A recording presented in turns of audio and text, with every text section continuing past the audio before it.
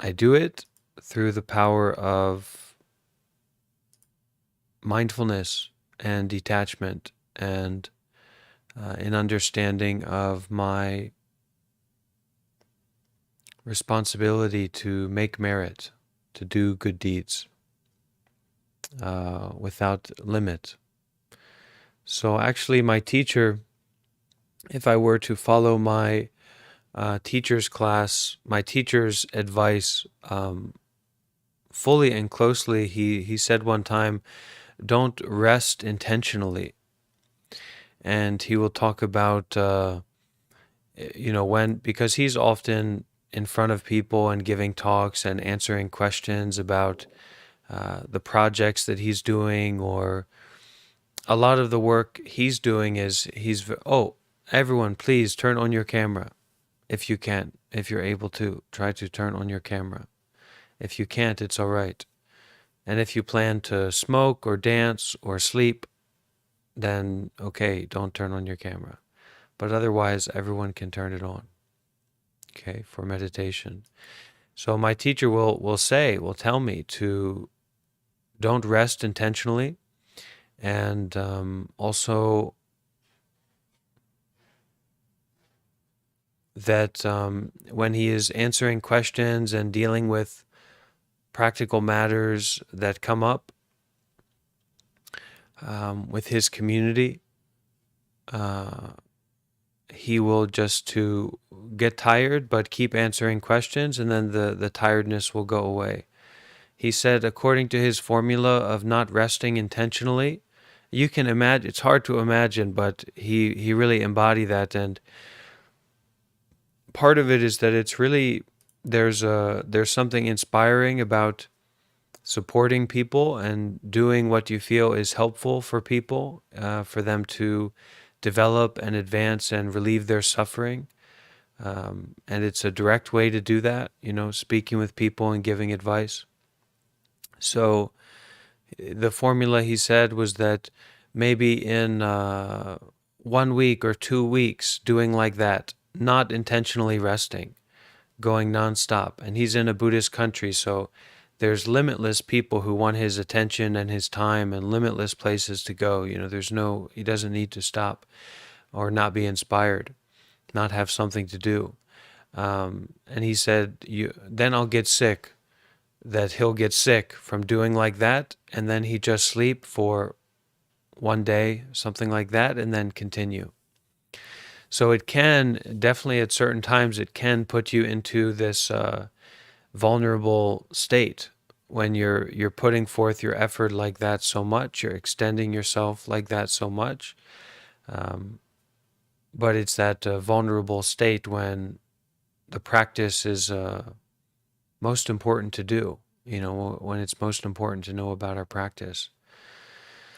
So I'm inspired by the people who are interested, and that helps me to do it. I want to be here to help people, and I know that it's good, so I want to show up, I want to practice.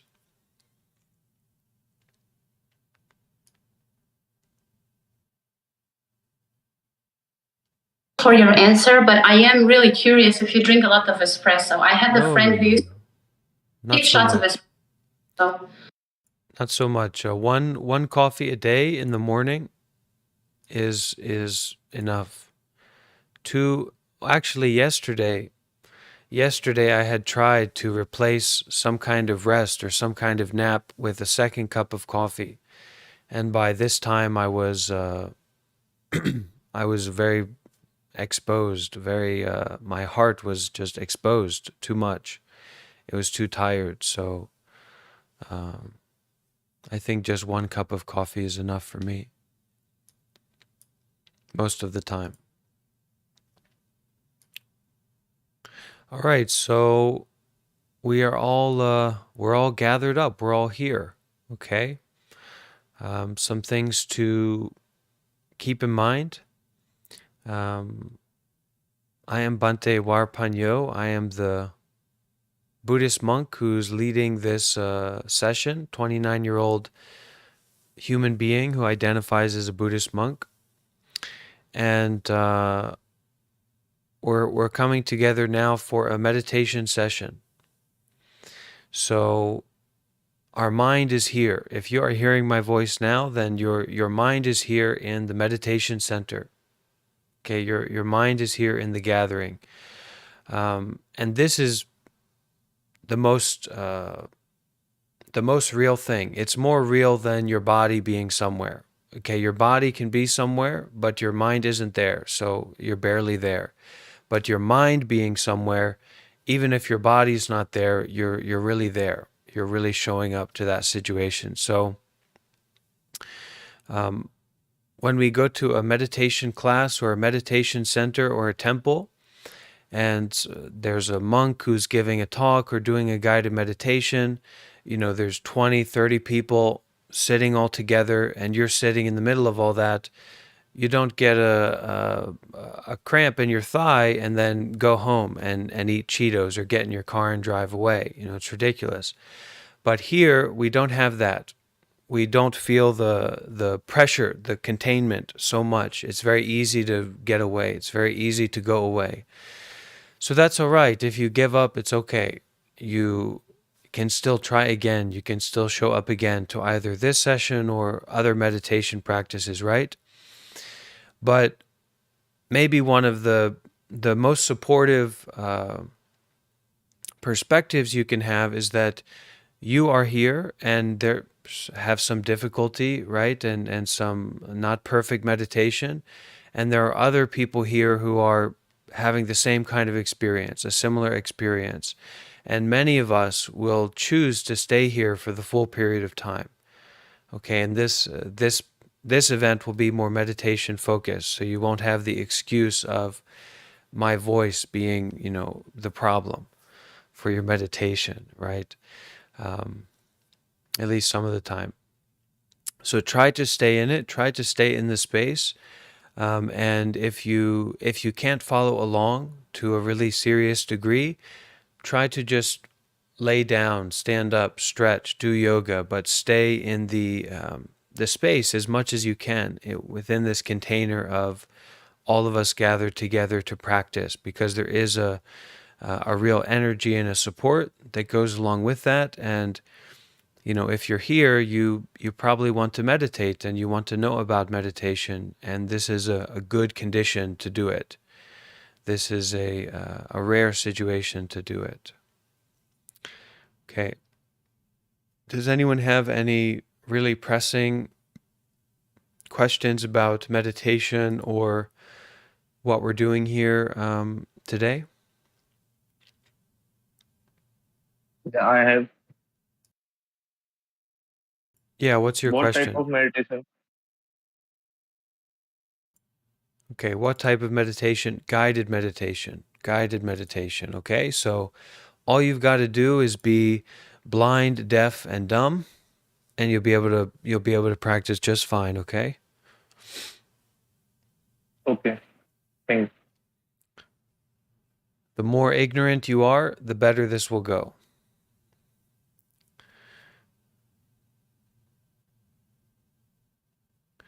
So we're going to start from this place of just like a newborn baby, just like we don't know where to go, we don't know what to do, okay? We don't have any desire, we just sitting here.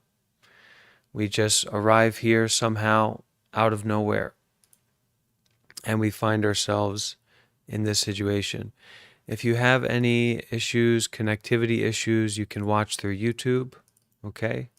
Sometimes there is issues on Discord. So there's the link to the YouTube. You can watch that way.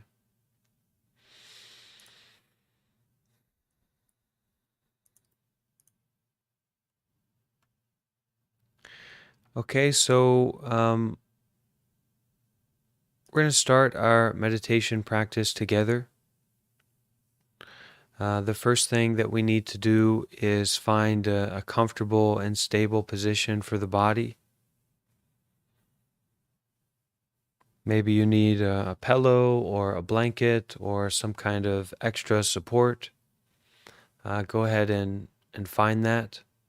Maybe you need to stretch out or wiggle. take as much time as you need to find a really comfortable and enjoyable position for your body to be in.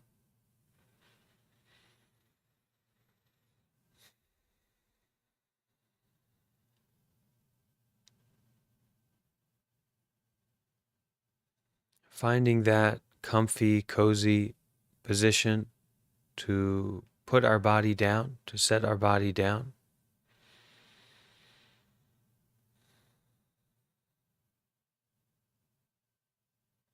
We can allow the body to find some stillness.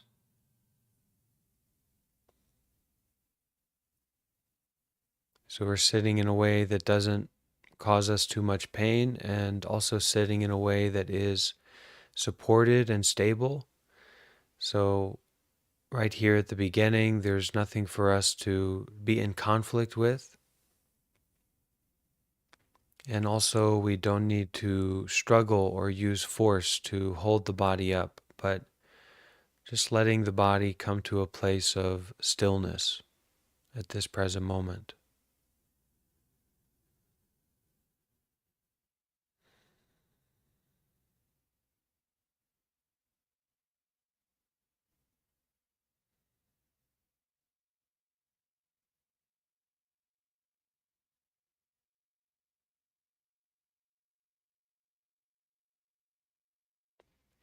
Allowing the body to calm and relax and to find this balanced position, still position.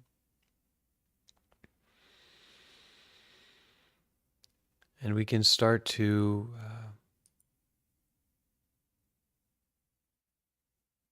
scan through the body, starting from the top of our head, just with your mind's eye, with your awareness. You can notice if there's any feeling or sensation on the top of your head.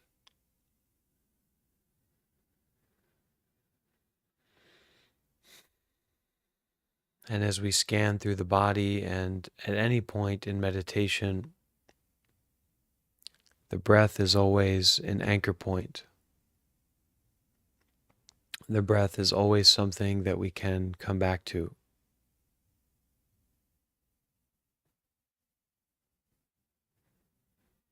So aware of the top of the head at this present moment,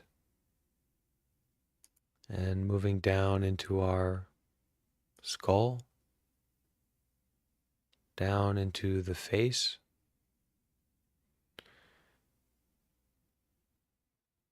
the forehead, the eyes, the eyebrows,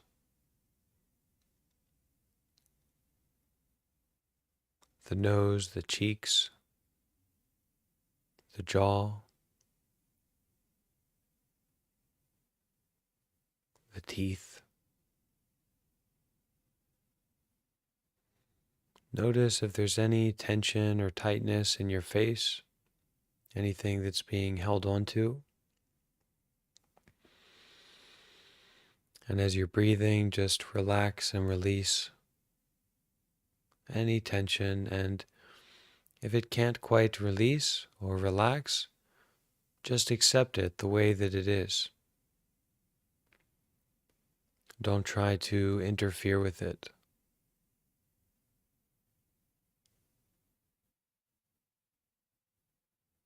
Just breathing and aware of our top of our head, our face, moving around the sides to the ears, the sides of the head, all the way to the back of the head.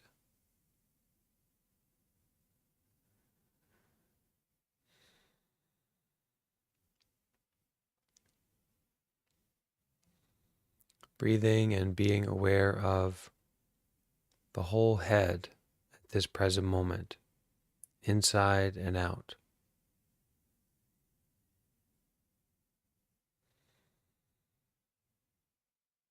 What is it like to have a head at this present moment? answering this question through our looking, through our attention in the head area, inside and out.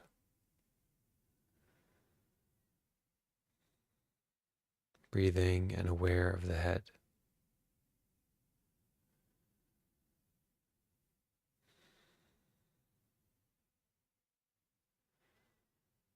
Can follow the breath as it flows in through the nose and goes down our neck, our throat. Our awareness coming into our neck and the top of the spine.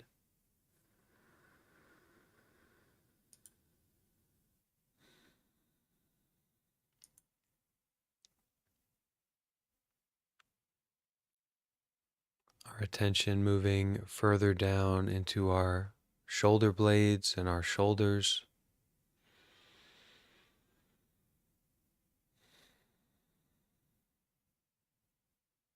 The muscles, the bones, and the shoulders.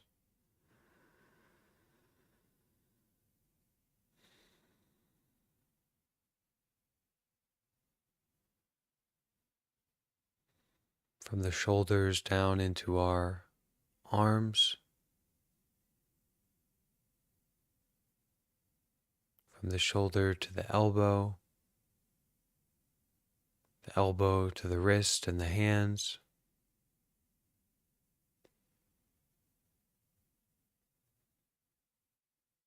Breathing and aware of the arms at this moment.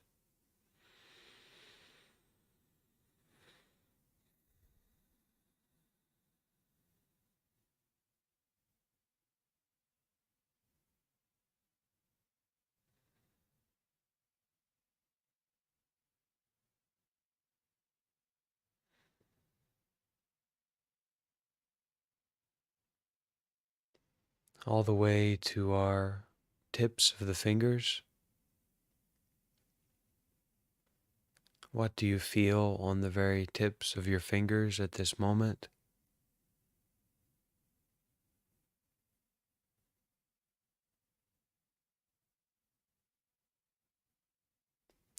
Totally letting go of any idea of the arms, idea of the body.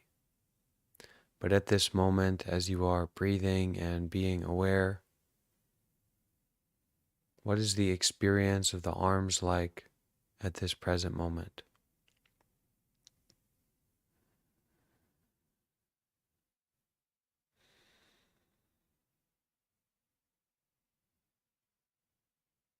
Moving from our arms back into the shoulders.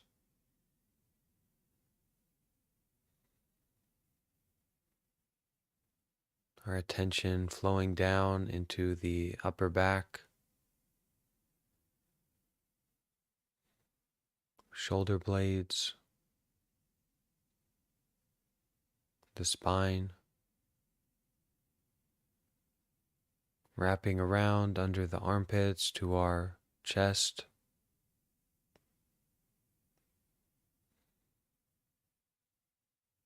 our rib cage,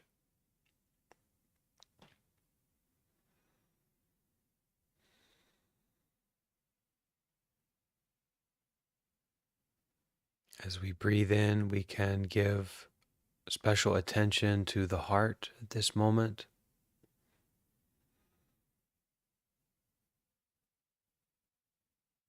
What is it like to have a heart?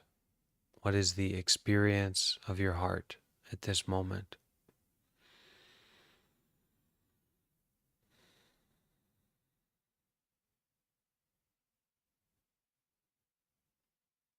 Now, there's not a heart experience that we are looking for. It's what is your experience of the heart at this moment.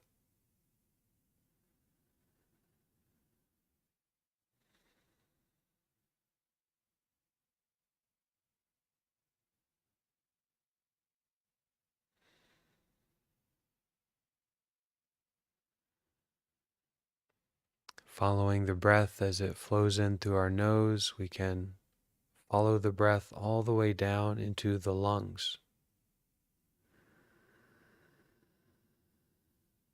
Breathing in deeply, feeling the lungs expand and fill,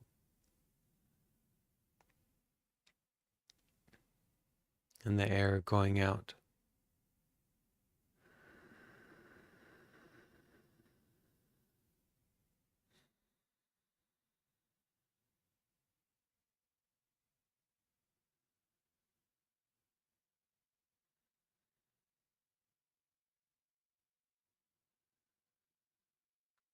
Our attention moving further down into the middle spine, the middle back,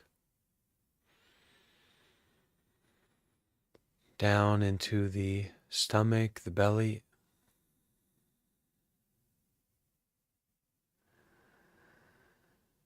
We can feel the breath deep in the belly, feel the breath deep in the stomach.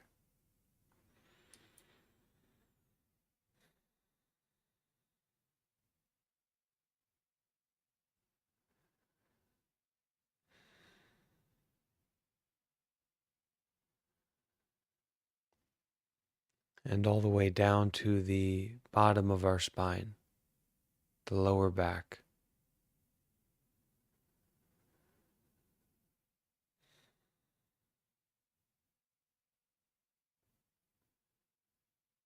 We can feel the beginning of the spine as it touches the pelvis, the very bottom of our back. And breathing in, feel the support of the spine,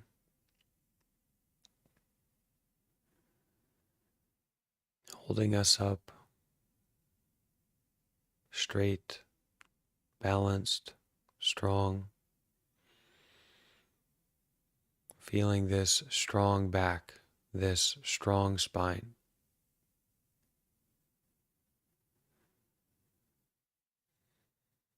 Appreciating at this moment our awareness of our skeletal structure in the upper body.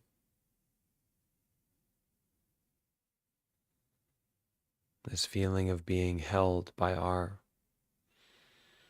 skeletal structure from the bottom of the spine all the way up to the shoulders, the arms, the head.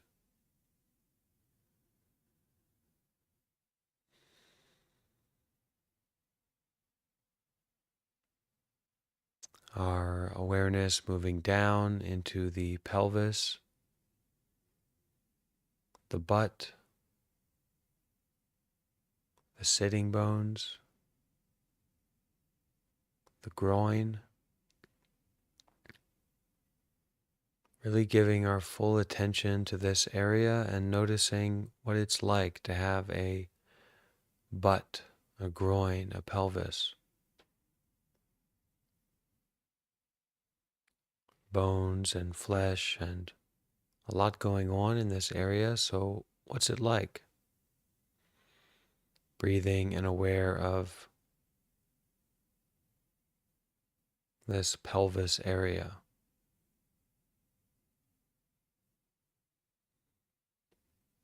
Don't fight, don't struggle. Make sure that you're comfortable. If you need to come back to the breath, breathe deeply. It's okay, it's good. Breathe as deeply as you need to.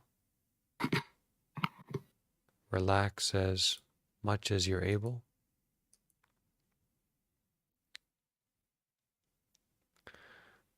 Our awareness flowing down into our inner thighs, the fat, the muscle, the skin.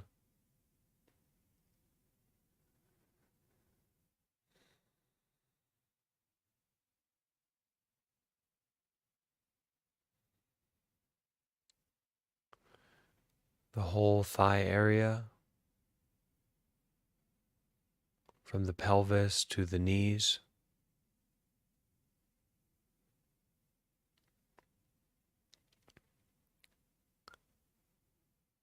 from the knees into the shin bones, the calves, the ankles, the feet.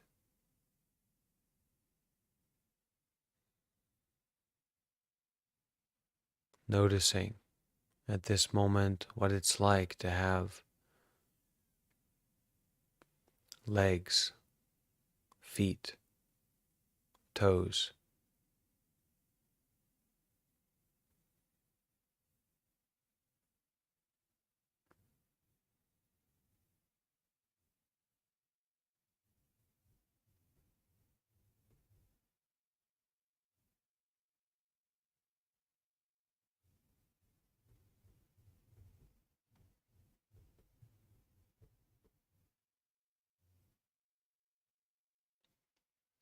Can place our attention onto the very bottom of the feet.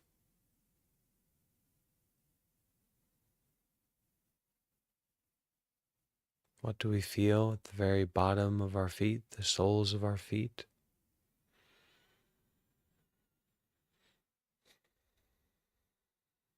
Even to our tips of our toes.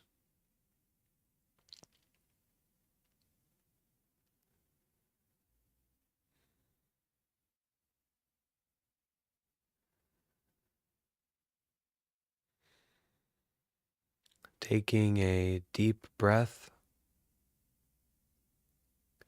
feeling the breath as it enters in through the nostrils and flows deeply into our body.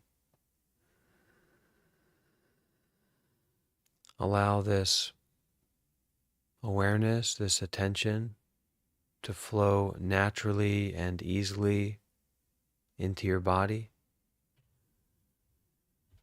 starting at the tips of your nostrils, flowing down, awareness filling the lungs,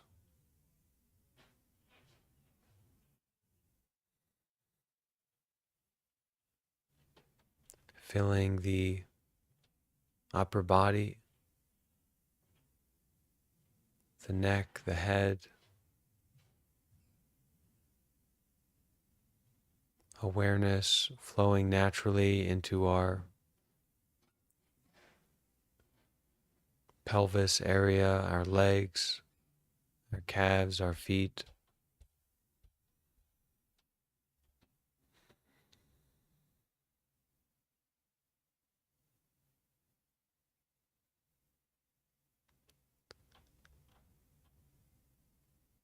Allowing the breath to happen, to flow in and out naturally.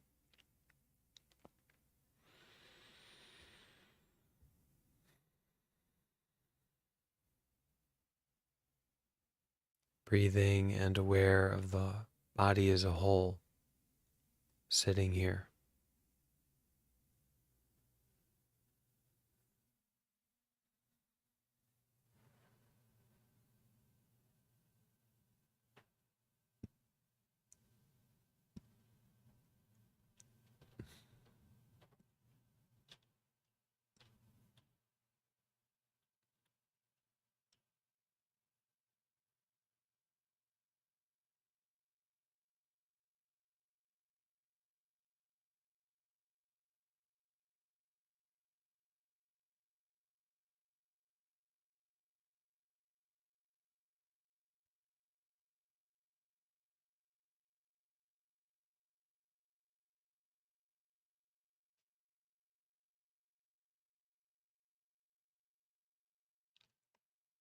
And in the midst of all kinds of mental or physical experiences,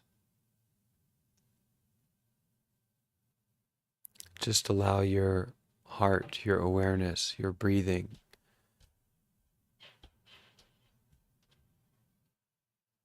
to guide your attention back to awareness itself, breathing itself.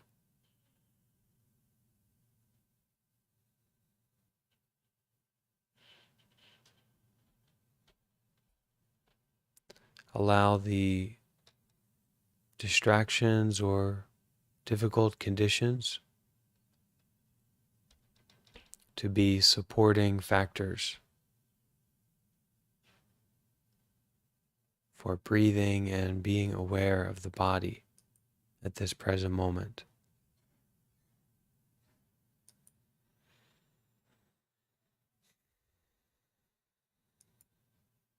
Free of a goal,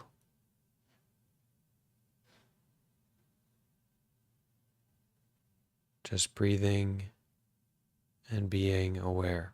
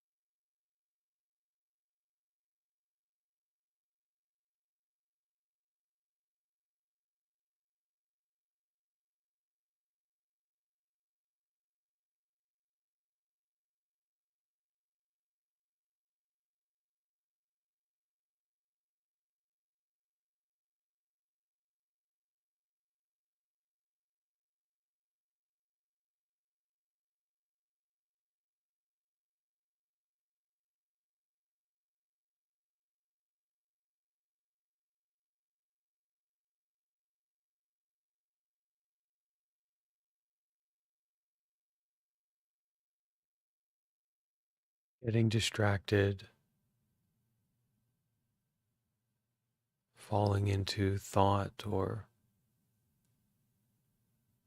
difficulty, sleepiness, or tension. That is normal and it's essential to our practice. So we experience that and then coming back to the breath, coming back to the heart at this moment, just sitting, breathing, and being aware.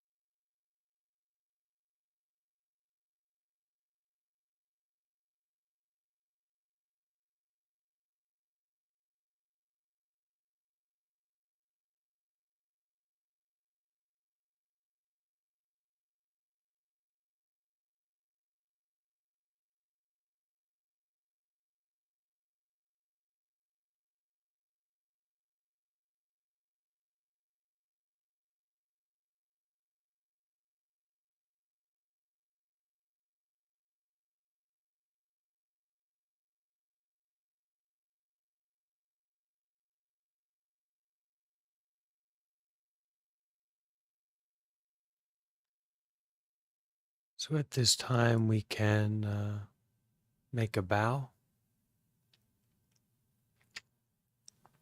and then we can massage our face and our head.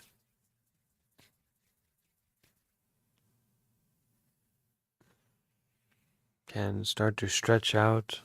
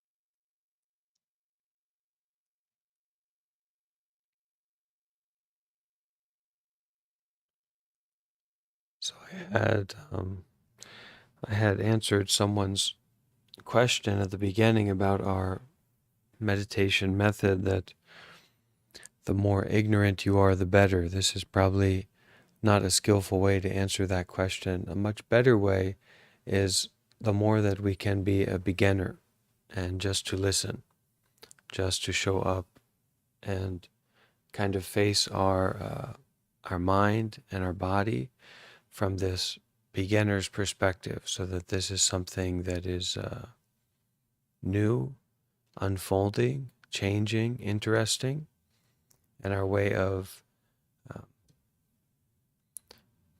looking at that, knowing about that, is to not get involved with it, and to stay in this place of awareness rather than reactivity.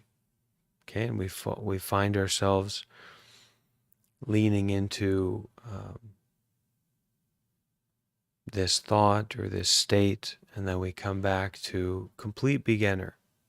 No assumption, no knowing really, just aware, noticing, present with what's happening right now.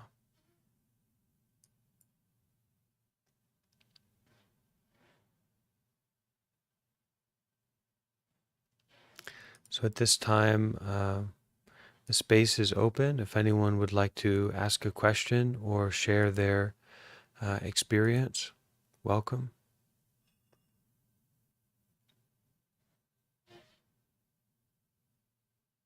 I have a question. Can you hear me? Yes. So I have this question before I ask the question, I think, basically, I am a devotee of my guru. He used to live in this mountain called Arunachala.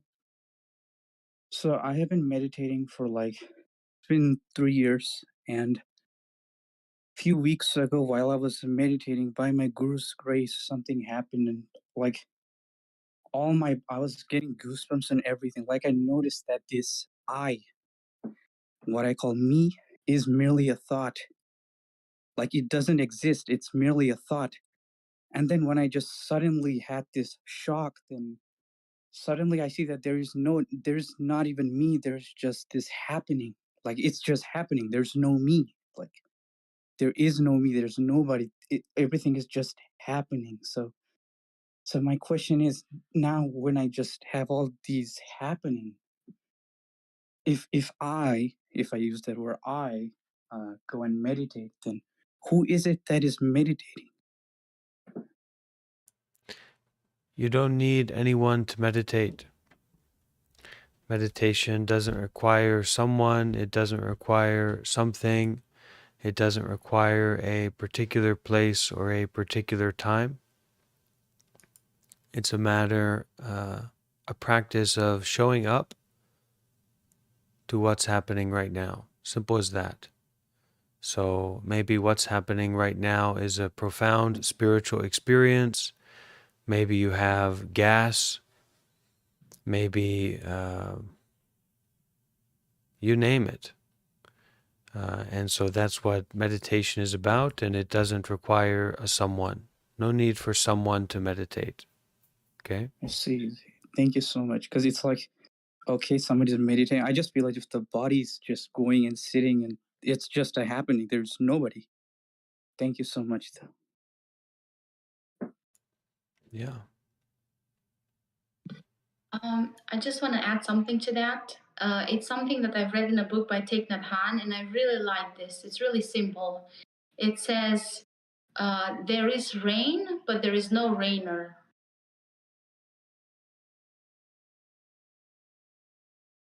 Thank you.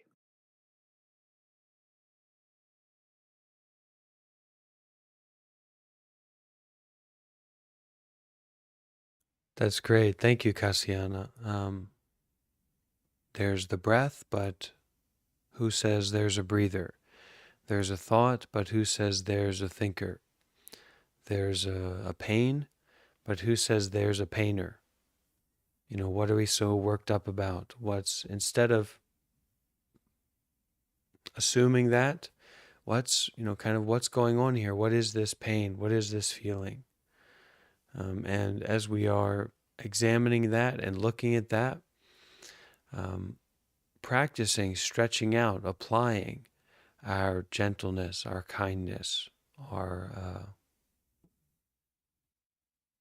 friendliness to all aspects of the body. Ajahn Brahm, one of the top teachers, English-speaking teachers, coined the term kindfulness. So we're bringing kindfulness to all aspects of our body, all aspects of our mind, and especially those things that come up. You know, those thoughts, those stories, those worries. We really take a good look at them. We really face them with kindness.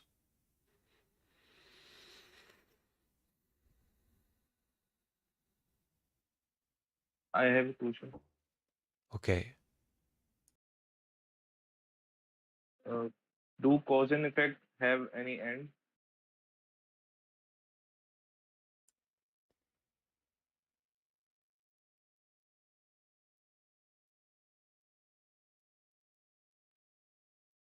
Maybe you can be more specific about what you're asking. I don't, it's, try to be more specific. Like I exist, that's why I'm breathing. Is it a cause and effect, or there is no cause?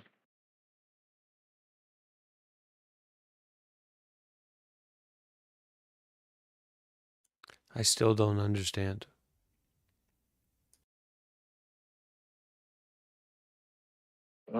I have read a philosophy like I think, therefore I am. So I is the cause, and the effect is thinking. Is it true statement? There is a thought, so you think there's an I. Yeah, is it true? I don't know. It doesn't seem that way to me. It's not necessarily true. Just because there's a thought doesn't mean there's someone who's thinking that. Just because there's a physical experience, there doesn't need to be a soul or a self, a real true, let's say a real true character. So if we watch a movie, we watch a really good movie, James Bond or some character piece, some character movie, right? At the heart of this movie, this presentation, this film is a real character in a real story. So we know about that. We know about a movie. It's very interesting. It's very seductive, right? I'm sure all of us have been seduced by movies, television shows, books, things like that. So in this, there's a real character in a real story, right? So that's a movie, that's a book, that's a TV show, whatever.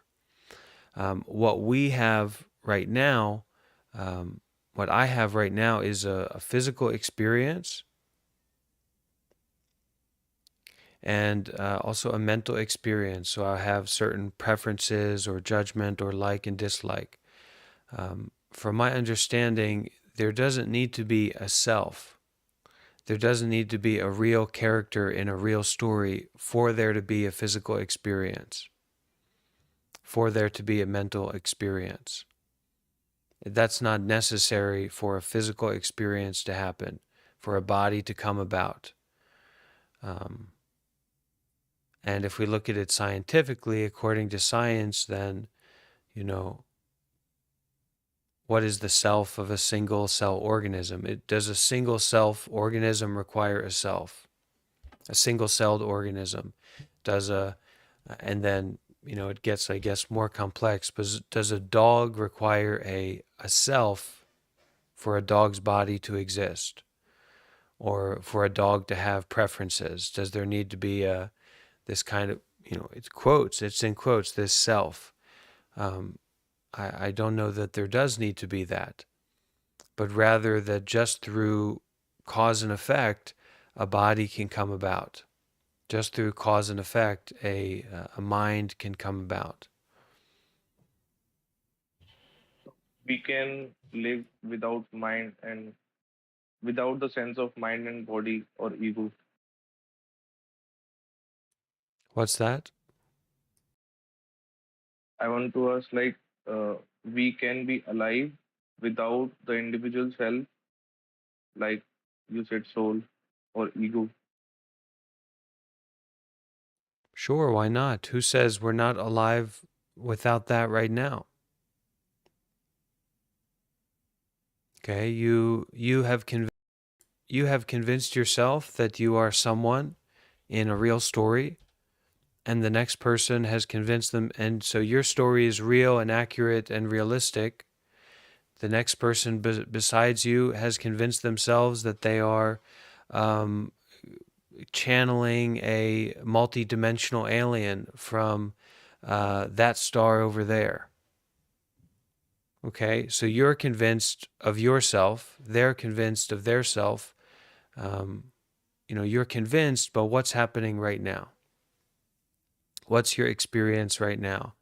And the more that we look into what's happening right now, um, that right nowness becomes more vivid, more subtle, more refined. Okay, and then we can question in a more realistic way. But if we just approach it from philosophy, it's just like trying to think through an experience that isn't really based in thought. Okay, the body is not created by thought. The body is not based in thought. So why do we need to use thought to understand the world or ourselves?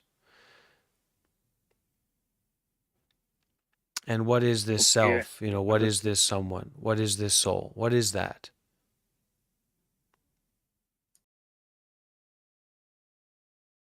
I want to know one thing, like, uh, how to control our thoughts, like how to go into a state with no thinking.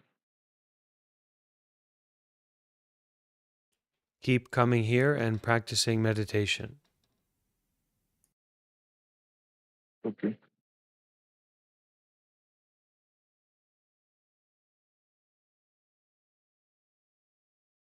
I have a question.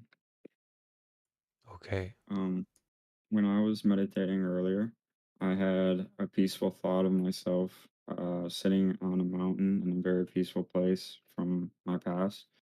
Is it healthier to welcome that thought and that memory, or is it better to just be aware of it and let it drift away?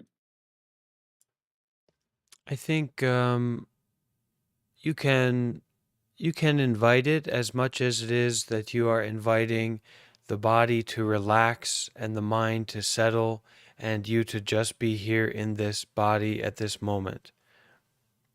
But when it comes to you like going to that place, then you're not using that, you're being used by it. Okay, you're being taken out of your practice. If you can use that to bring your practice more settled, more grounded, more calm, then good. And then you should naturally let it go because the focus is on the meditation method. The focus is on the breath coming in and going out, just sitting here being aware.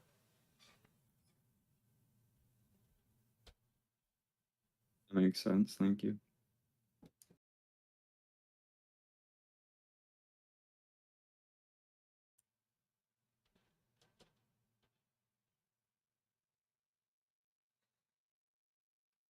How about Sam Hain? What do you think? You have a question?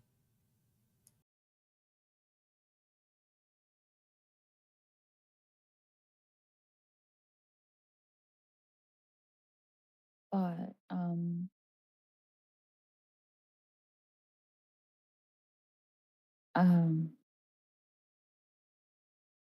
you were talking earlier about how seeking something is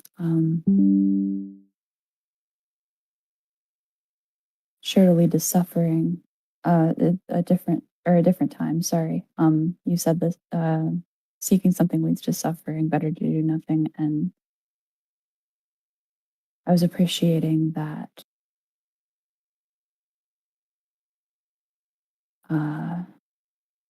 You spend time with us. That everyone spends time here, but you know, does that? Uh,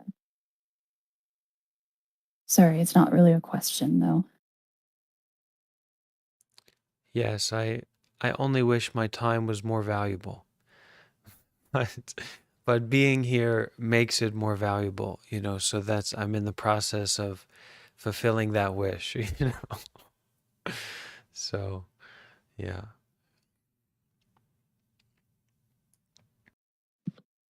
I want to thank you as well. I think your time is valuable for us. Today, I had a pretty chill day, um, taking my dogs out, making lunch, trying to read a book I couldn't get into for a book club. But I felt quite down, low, stressed about the future, just kind of, worried. And during this meditation, nothing has changed about my future, but I feel more relaxed and I feel lighter.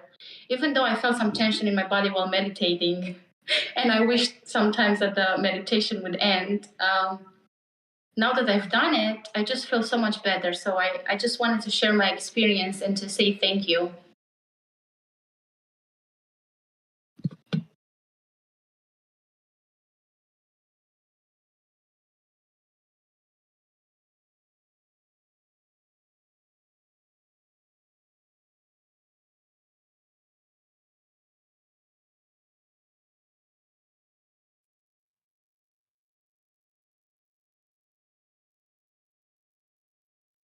Yeah, there's something really powerful about a monk represents the Buddha, so a monk represents the ability to become enlightened and the ability to be free from uh, self-fixation and materialism. That's what the robes represent, we can say. So you have the Buddha, and the Dhamma, we have, some guidance, some encouragement from experience, um, different people sharing their wisdom and their presence. So there's some Dhamma there.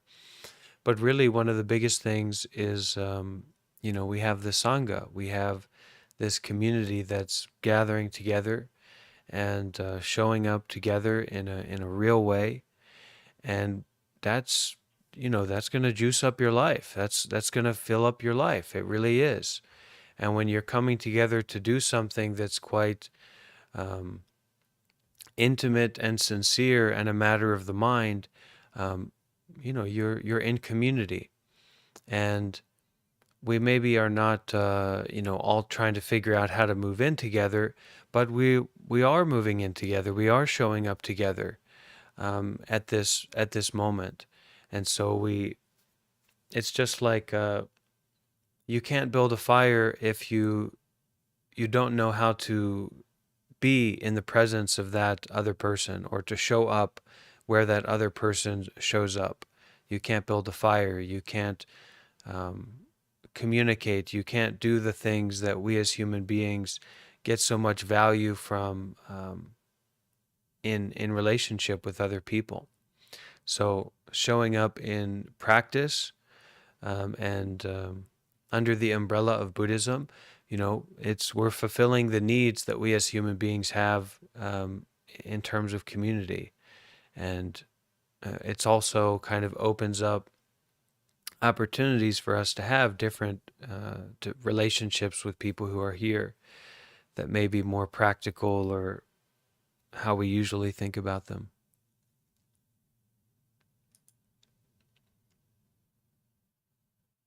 So showing up and being together in community, that's always something that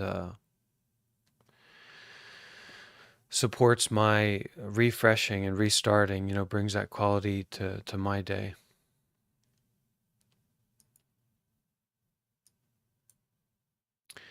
Cynthia over on YouTube says, do Buddhists believe in meditating with crystals? I believe that that's something that people can do. And if crystals or a crystal supports you to focus and to meditate, then that's wonderful. Do it. Natty Bird expressing their thanks over on YouTube.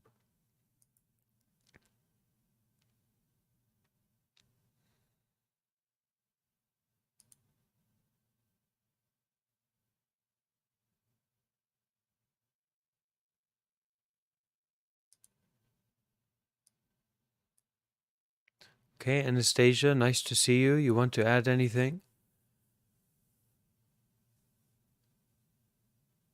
Thank you. Well, my mind keeps going back to last night's session as we were speaking about the truth, and I asked if we can all experience a different truth, and you said probably we can. And I remember watching this movie once about, I think it was someone who had multiple personalities or some sort of mental condition. And I think someone asked, or they thought that the person was experiencing, was imagining what they were experiencing. And someone else said, why do you think that it's not real? So I just keep thinking about persons, whether we really can have different experiences and it still be real.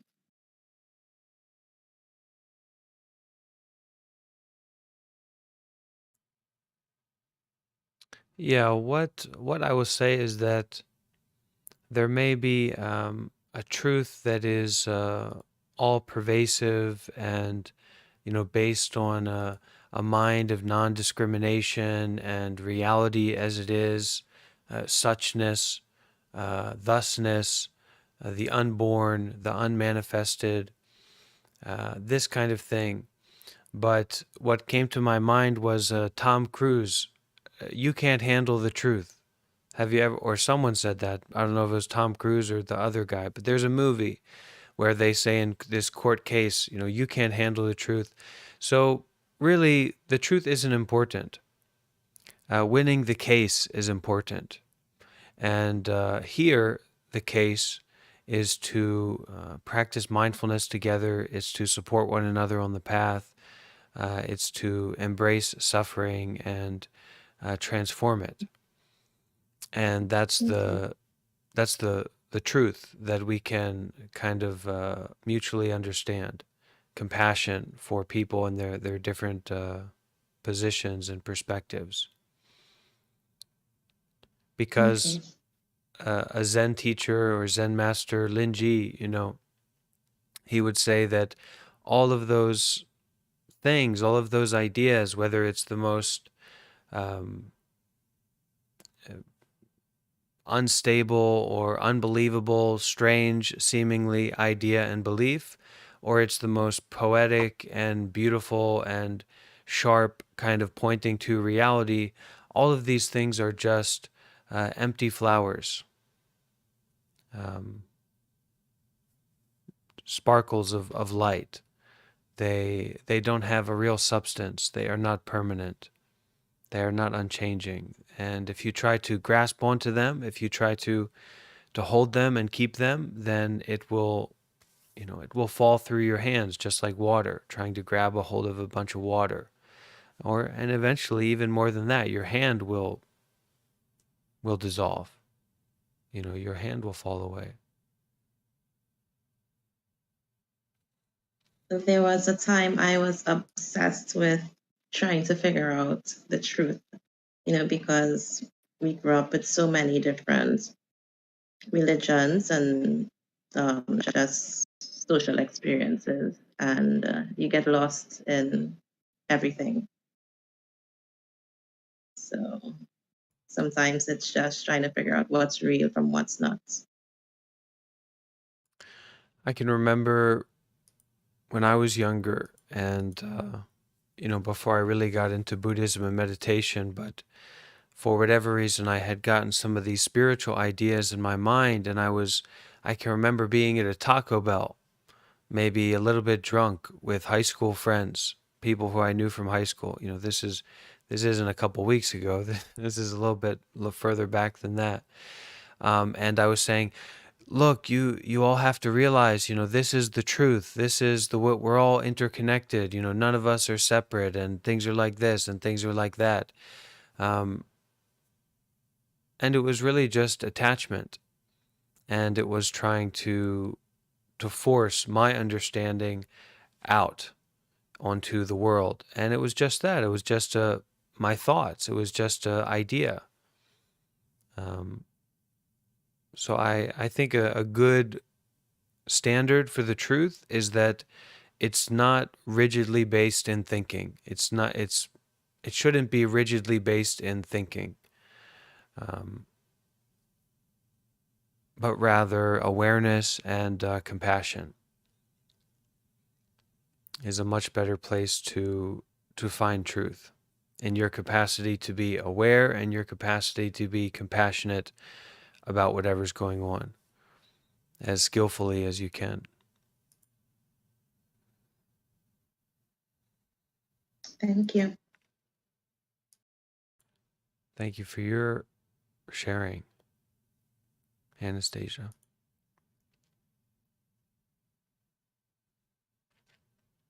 And that line that I mentioned was from Jack Nicholson to Tom Cruise in the film A Few Good Men.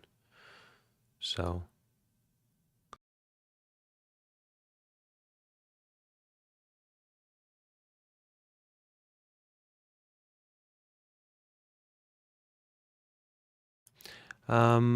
Natty Bird over on YouTube said, "Do you think that is what religion is? Trying to force the truth of that religion out?" That sounds about right. Yeah, that sounds interesting.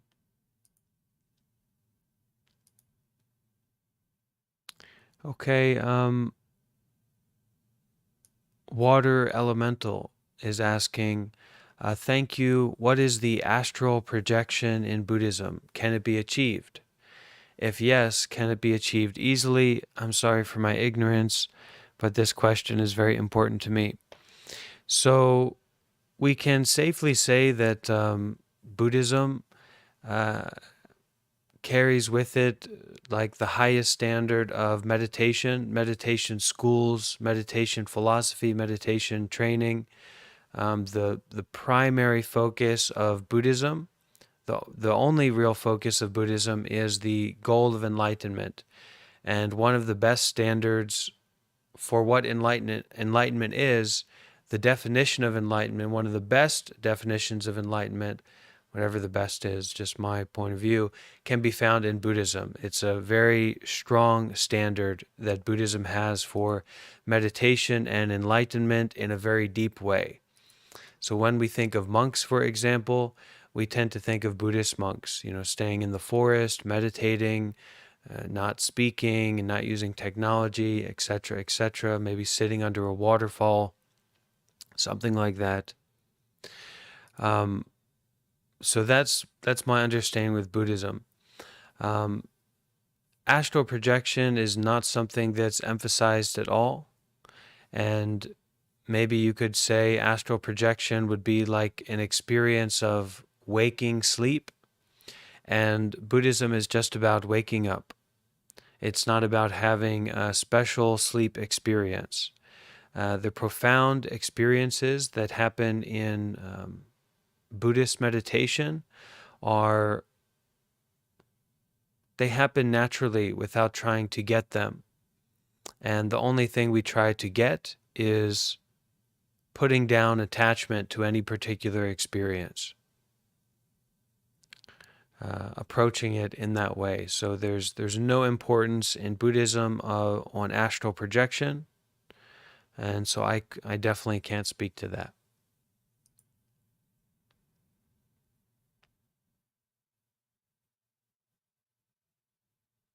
Okay, Badar, thank you for your kind words. I think Howie wanted to say something. Yeah, can you hear me by the way? Yeah. So we were talking about truth, and I'm finding myself stuck with one question, and that is, I've been taught, or at least suggested by people, that we should have a goal or an objective.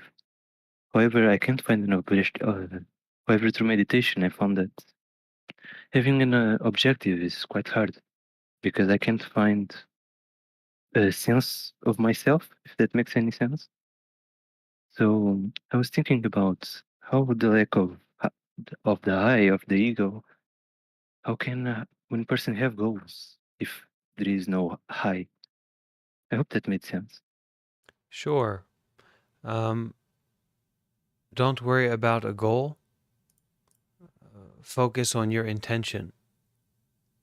So a goal exists somewhere else, some other time, something that you are going to get. So there's a lot of problems in that. Some other time, and also some you that's going to go to that other time, whatever, what have you.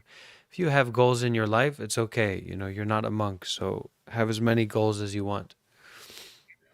Um, but if we prioritize our intention, um, why we are showing up, how we are showing up, this is this doesn't really need a self or a someone. It's an intentionality. It's a sincerity to harm. We might have an intention to harm, and you can say that that's going to cause a lot of problems for yourself and for others. Um, but maybe we can focus on an intention to help, an intention to serve, an intention to be generous, to share. And this can be applied to any situation, all situations, and it doesn't require a self, and it doesn't require a goal that we need to put out in front of us, put out in some other time or some other place.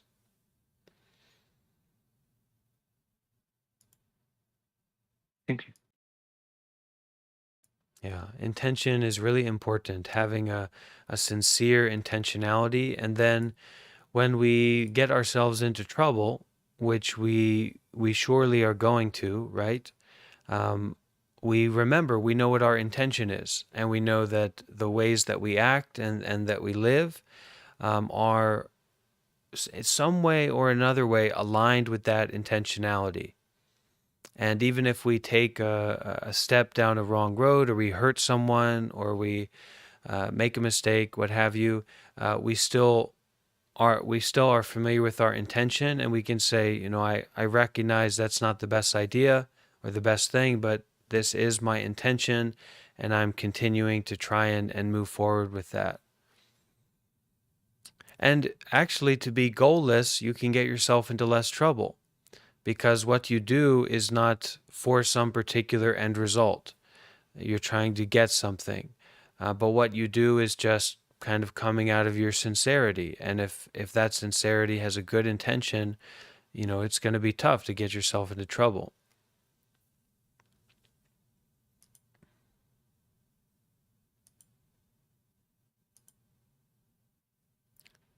KG, do you want to ask a question?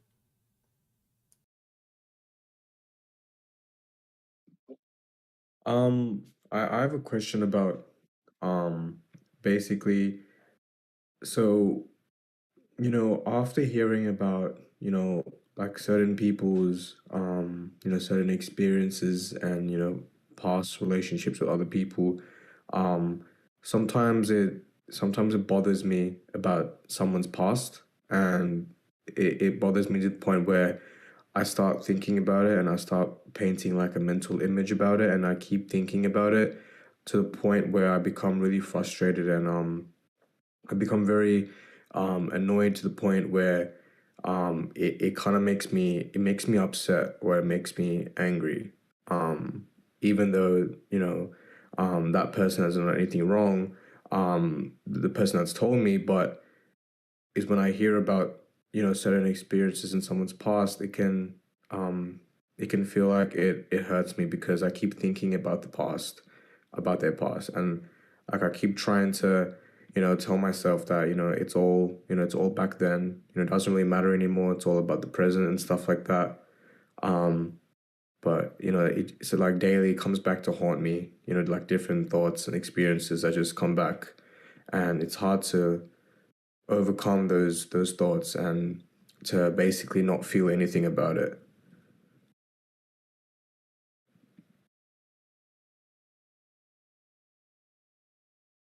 And I was just wondering, how do you overcome this type of feeling, about the past and whatnot? Anyone have something to share on that?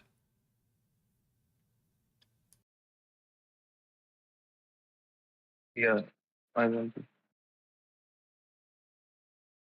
I think there is like no memory in present moment. It is just the mind who is thinking. If we can do meditation and go beyond that thinking, I don't think that the memory exists in reality.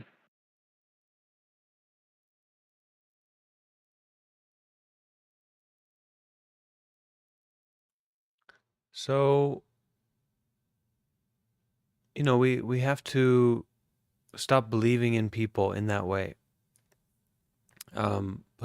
People are not a caricature of themselves, and people are not really their past or um, even what they're doing now. But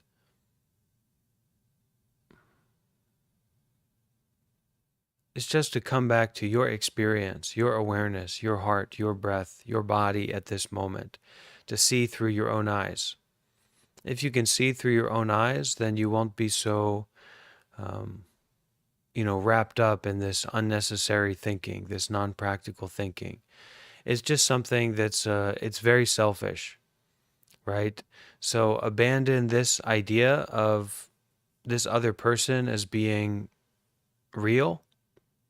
And then what is it like? You're interacting with them, you see them, maybe you're in a relationship with them, but you don't have this idea that they're a real character in a real story. So what's that like to have a relationship with someone in that way from the present? And if you find that you're, overly attached and getting into these kind of negative mind states in a relationship with someone, it may be your indication that you need to step back, that you really need to detach because you're overly attached, you're overly involved, you're overly empathizing. You are appropriating their life. You are appropriating their past. You are appropriating their selfhood. Look, it's got nothing to do with you. So come back to your body, come back to your breath, come back to your heart. If you want to be close with someone, be close with them now. Don't be close with them through your image of them or your image of their past or their story, but be close with them now, or don't if you find that that's not workable for you. And we have some sharing about this as well um, in the YouTube. So Arid said, it's okay to have the feeling. So it's okay to have that kind of feeling. Just don't give the thought residence. So don't invite that thought. Don't establish that thought in your mind. Natty Bird says, I try not to think about anyone's past. That is their experience and has nothing to do with me or my experience that I am having with them in the present. And that's good advice. You know, if we feel our focus, our curiosity is piqued towards someone, meet them there in the present. If you want to ask questions about someone, you know, ask questions to them. If you don't want anything to do with them, great, that's fine. You know, then you need to live your life. But if you are drawn in and you want to be involved, don't just fall into your own thoughts and beliefs about that person. Ask them a question or meet them where they are in the present moment. That's where they are. You know, either you want to be involved with that person or you don't, but it doesn't matter what they do. This is where they are in the present, or what they've experienced, what they've had done to them. Okay, it's not always this strong, you know, what this person has done, but it's a context, and it's what happened to them in a particular environment, and all environments throughout their entire lives, you know. And then something comes out, a picture or a story, or someone says something about someone, and now what's going on? What did this person do? Who is this person really?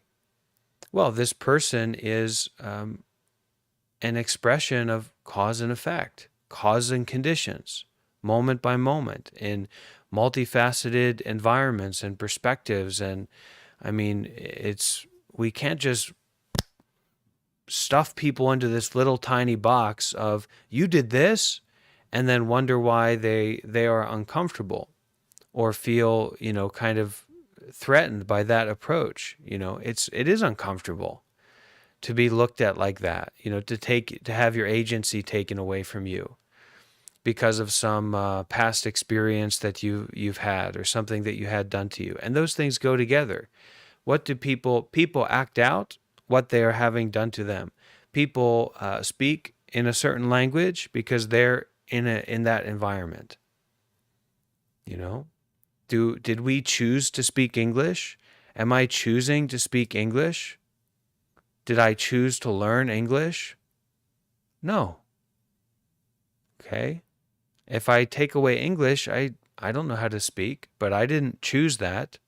I didn't do that to choose to learn English. So it's kind of a unique experience to meet people where they are in this present moment. Okay? If they get a bump on the head or they dive into the shallow end of the pool, where do you think you're going to be meeting them? You know, traumatic brain injury, spinal injury. You're going to be meeting them in the present moment. Okay, this is where people live. This is where people exist. This is where you can talk to someone. This is where you can know about someone in the present, not in the past. Period. Okay?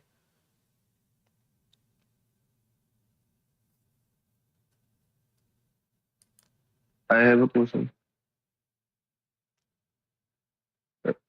If there is no self, then why do we meditate, or like why do we follow any method or teaching Because we to get suffer. self-realized? Because we suffer. Because we are miserable. Because we are ignorant. Because we are stupid and unskillful and unuseful, also hopeless and helpless. So we want to become helpful, healthy, and wealthy. We want to go from being helpless and hopeless to healthy and wealthy. We want to be bright, beautiful, wise, kind, peaceful, compassionate, joyful, skillful. So we practice. So we get involved in seeing this self or no self. What is a self? What is a no self? You know, what are you really talking about? If we stay our whole life in this shallow thinking, this shallow end of the pool, don't try to dive in. You're gonna hurt yourself. So meditation is we're wading out, we're wading out into these deep waters of reality of what is the self, what is human experience, not through just consuming like an animal, not through being a modern day prince or princess or non binary royal agent, okay? And where I have my bathtub and I have my TV and I have my food and I have my bed with cotton sheets and blanket and all, and my magical car and all this, right? But we kind of go into this, what's this all about? What is it to be human? And that's the practice of meditation is that. And we shouldn't confine it to just, well, I sit in the corner and I meditate. It's a way that we approach our life.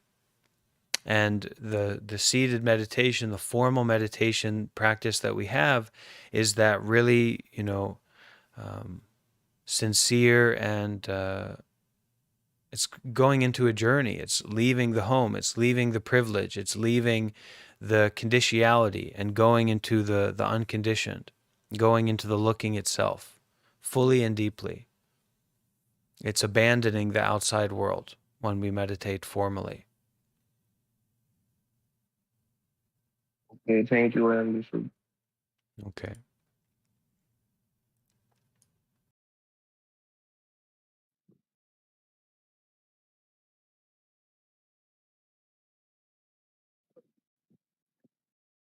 I have a question. Um, so you ever hear of the Noetic prayer in Christianity, the prayer of the heart? Like all the saints like achieved like an unceasing prayer of the heart, and even though they're suffering great physically, they were they felt one with God. Is there like something like that with Buddhism? I'm sorry I didn't explain it right. We have the same thing. We have the same thing in Buddhism. And so one of the best times to meditate is when you're sick. One of the best times to meditate is when you're sick. And if you can develop a great vow, a great sincerity, a great commitment to practice, and you can bring that into the most adverse and difficult conditions and circumstances, then you can be sure that there's going to be a divine reprieve. There's going to be a great benefit that comes from that kind of practice. We have a very similar thing in Buddhism. Thank you so much.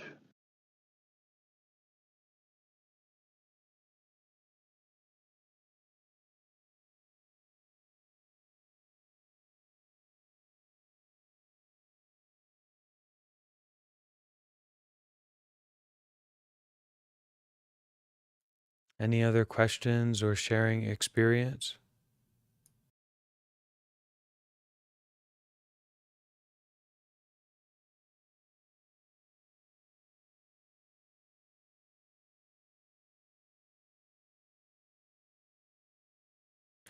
Okay, so we can all bring our hands together and offer a deep, deep bow to each other and also to our own practice.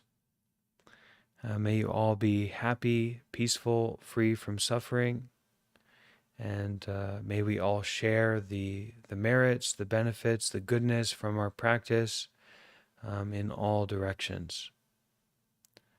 May it be so. May it be so. May it really be so.